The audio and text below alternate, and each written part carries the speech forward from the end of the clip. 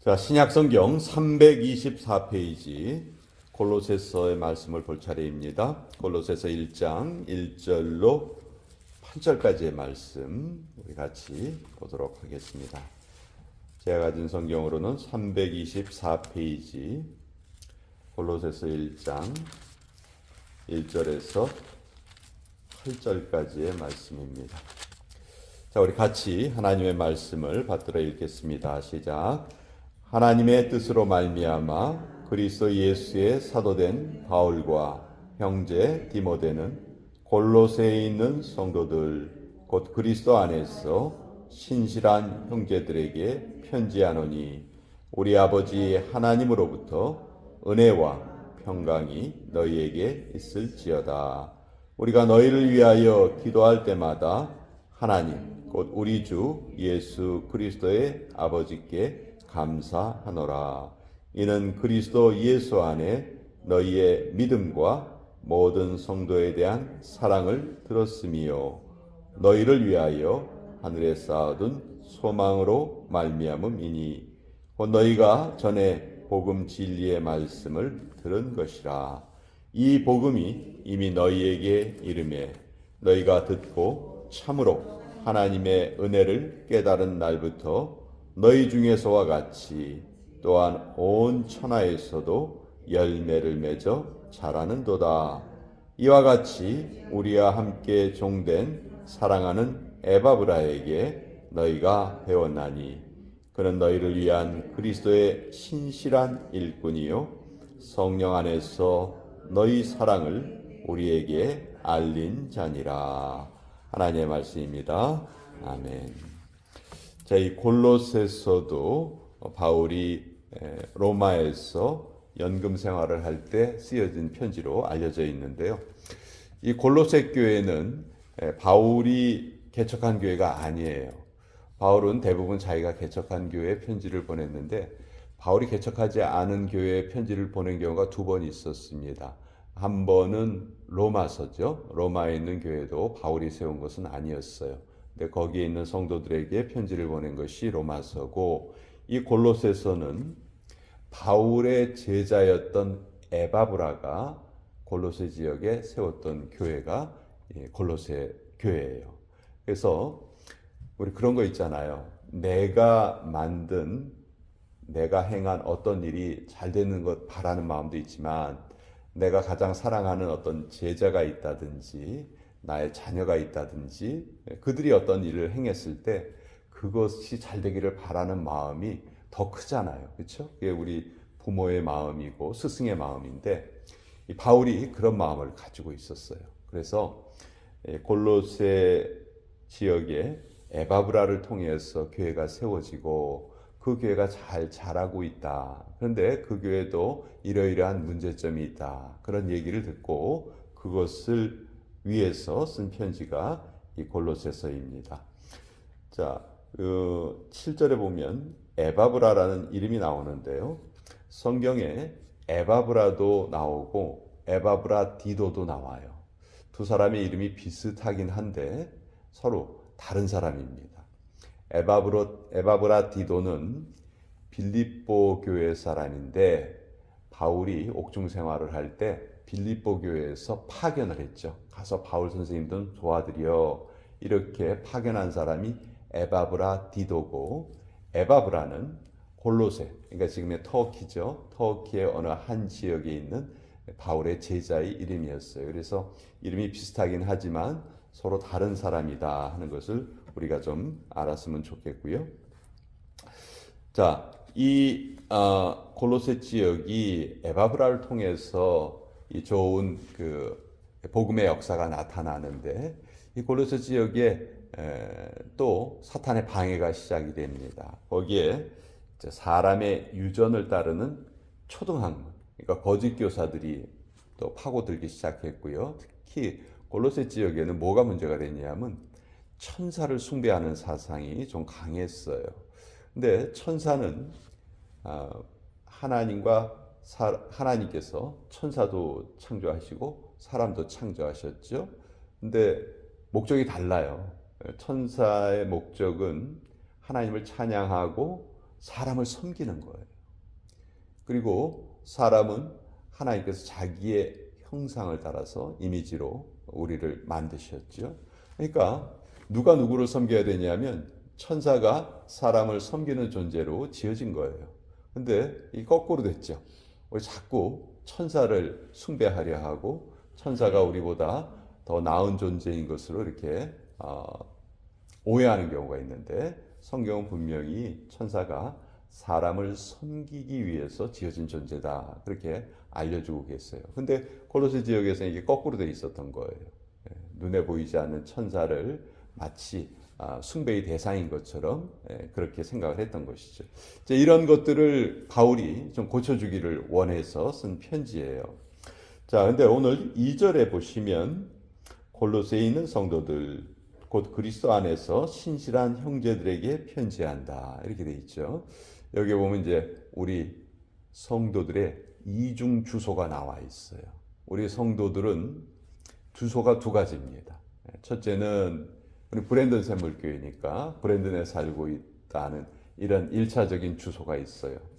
그리고 또 하나의 주소는 그리스도 안에 있다. 그래서 여기도 바울이 골로새에 있는 교회 성도들을 부를 때 골로새에 있는 성도들, 이 골로새는 지명이죠. 1차적인 주소예요. 그렇지만 그보다 더 중요한 주소는 뭐냐면 그리스도 안, in Christ.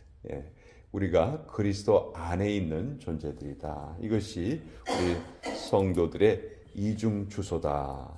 그러니까 우리가 어디에 살든지 우리가 하늘의 시민권자라는 것을 꼭 기억하고 살아야 한다는 것이죠. 자, 이것이 골로새 교회를 이제 이렇게 문안 인사를 하면서 3절에 보면 바울이 우리가 너희를 위하여 기도할 때마다, 자, 우리가 바울의 서신을 살펴보면요, 빌립보서도 그랬고 에베소서도 그랬고 골로새서도 그랬고 바울이 꼭 그 교회를 위해서 뭘 하죠? 기도를 해요. 기도를. 이것이 바울의 일과였어요. 바울은 자기가 복음을 전파한 후에 그 교회를 위해서 끊임없이 기도합니다. 바울은 한 지역에 오래 머물질 못했잖아요. 이곳저곳을 계속 다니면서 복음을 전해야 했잖아요. 그것이 바울이 받은 사명이었죠. 그렇지만 자기가 그 개척한 교회에 대해서 끊임없이 바울은 관심을 가지고 그 소식을 들으려 하고 뭔가 잘못된 것이 있으면 그것 때문에 하나님께 기도 올리고 또 잘된 것이 있으면 그것 때문에 기뻐하고 감사하고 이것이 바울의 삶이었다는 것을 우리가 오늘 이 글을 통해서도 알 수가 있어요. 우리가 너희를 위하여 기도할 때마다 하나님 곧 우리 주 예수 그리스도의 아버지께 감사한다. 골로새 교회는 바울이 세운 교회도 아니었지만 자기 제자가 세운 교회가 그렇게 잘 자라는 걸 보고 바울이 너무너무 감사한 거예요. 그래서 감사를 하는데 구체적으로 그 4절과 5절에 이 골로새 교회 성도들의 그 칭찬받는 목록이 나와 있어요.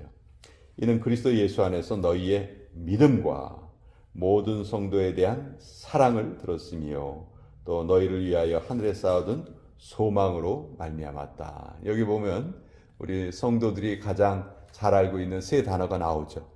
믿음, 소망, 사랑. 이 세 단어가 나오죠. 이건 뭐 고린도전서에만 나오는 어구가 아니고요.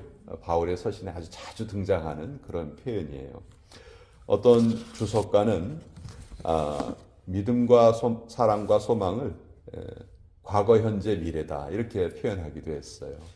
믿음은 과거에 우리가 예수님을 알게 된 거죠. 그것이 믿음이라고 할 수 있고 사랑은 우리가 현재 살아가는 삶의 원리라는 거예요. 소망은 미래에 하나님께서 이루어 주실 것을 꿈꾸면서 기대하면서 그렇게 살아가는 것이죠. 그러니까 믿음, 사랑, 소망은 과거, 현재, 미래 이렇게 표현할 수 있다. 이렇게 말하기도 했어요. 자, 우리의 믿음이 과거에 있었던 일입니다. 근데 생각해 보세요. 사람마다 과거가 같나요? 다른가요? 사람마다 과거가 같을 수가 없어요. 다 다르죠. 같을 수가 없어요. 그래서 교회는 말이 많습니다. 다르기 때문에. 그렇지만 한 가지 공통점이 있어요. 우리의 삶이 어떠했든지 다 공통점이 하나 있습니다. 그것은 예수님을 그리스도로 고백한다는 것이죠. 그 한 가지는 다 같은 거예요. 나는 예수님을 이렇게 만났습니다. 나는 예수님을 이렇게 지금도 체험하면서 살아갑니다. 이 믿음의 고백을 하는 공동체가 바로 교회라는 것이죠. 교회에 이것이 없으면 교회가 아니에요. 히브리서 11장 6절에 보면 믿음이 없이는 하나님을 기쁘시게 할 수 없다. 이렇게 분명히 말하고 있죠. 그래서 우리 교회에서 만나서 우리는 서로 무슨 대화를 해야 할 것인가? 야, 어디 가니까 세일하더라. 어디 가니까 뭐가 맛있더라. 이런 얘기를 하는 것이 아니고 나는 예수님을 오늘 이렇게 경험했습니다. 나는 최근에 예수님을 이렇게 체험했습니다. 나는 최근에 하나님의 말씀을 내 삶에 이렇게 적용해 보았습니다. 사실 이런 것이 나누어져야 돼요. 이런 것이 나누어지는 그 현장이 우리 교회의 현장이다. 그래서 여러분들이 앞으로 성도들과 대화 나눌 때에도 특별히 그런 부분에 집중해서 나누어 주세요. 그거 생각하지 않으면요, 맨날 반찬 얘기만 해요. 그러니까 그것은 우리가 교회에서 나눌 대화는 아니다. 그건 교회 말고도 뭐 어디서든지 할 수 있는 대화잖아요. 그렇죠? 근데 그것이 교회에서의 대화의 주가 되어서는 안 된다 하는 것이죠. 자, 그리고 교회는 두 번째로 이제 사랑의 공동체입니다. 예수님께서 세 계명을 너희에게 주노니 너희가 서로 사랑하라. 여러분, 사랑은요, 우리 자꾸 감정으로 생각하는데 사랑은 감정이 아니에요. 사랑은 명령이에요. 사랑은 조건이 없어요. 예수님은 너희가 좀 괜찮은 사람이 있으면 사랑해라 이렇게 말씀하지 않으셨어요. 무조건 사랑하라. 사람들이 모이면 규칙이 있어야 되죠. 교회도 마찬가지예요. 사람들이 모여 있으니까. 근데 그 안에서의 우리의 행동 원리가 사랑이라는 거예요. 근데 사랑이 교회에서는 어떻게 표현되냐 하면 용납하는 거예요. 용서하는 것이고 도저히 내가 이해는 안 되지만 수용하는 거예요. 받아들이는 거예요. 왜냐하면 나하고 생각이 다를 수 있다 하는 것을 인정하는 거죠. 여러분, 우리 한 배에서 난 형제들도요, 생각이 다릅니다. 부부도 수십 년 같이 살아가도 부부끼리의 생각도 다를 수가 있어요. 부모님이 나를 낳으셨지만 나와 부모님의 생각도 다를 수가 있어요. 같을 때보다 다를 때가 더 많아요. 그렇잖아요?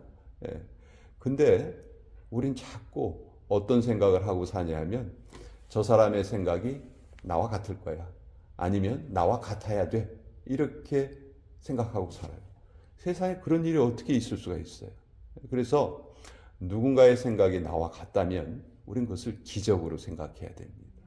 그게 기적이에요. 근데 나하고 누군가 생각이 달라. 그러면 그건 당연한 일이에요. 그렇죠? 당연한 일이에요. 같이 살아도 생각이 다른데 아니 다른 환경에서 다른 경험을 하고 살았는데 어떻게 생각이 같을 거라고 우리가 그렇게 속단을 하고 사냐고요. 저는 우리 교회 안에서 이루어지는 모든 일의 가장 큰 근원이 거기에 있지 않은가. 왜 나하고 다른 것을 왜 받아들이지 못할까. 전 그게 제일 큰 안타까움이에요. 나와 다른 사람은 생각이 다르다. 그것이 당연한 일이다. 그것이 당연한 일이고요. 가끔 생각이 같은 경우가 있으면 기적이다. 그러면 우리가 낙심될 일이 없어요. 맨날 저한테 들려오는 소리는 그 사람은 저하고 이게 달라요. 그건 당연한 거예요. 그건 정말 당연한 거예요. 우리가 그런 마음으로 살아야 되겠다. 자, 이렇게 살아갈 때 5절에 너희를 위하여 하늘에 쌓아둔 소망으로 말미암았다. 자, 여기 소망이 나옵니다. 자, 우리는 소망의 공동체, 하늘에 쌓아둔 소망. 자, 이 세상에 쌓아두는 소망이 아니고 하늘에 쌓아두는 소망입니다. 이제 우리는 예수님의 은혜로 우리의 영이 살아났어요. 영이 살아나면 영의 세계가 보입니다. 그 영의 세계가 바로 하늘에 쌓아둔 소망이죠. 자, 우리는 이 땅에서 열심히 수고하고 살아갑니다. 근데 그 수고가 사라지고 없어지는 것이 아니고 하늘나라에 차곡차곡 쌓인다는 것이죠.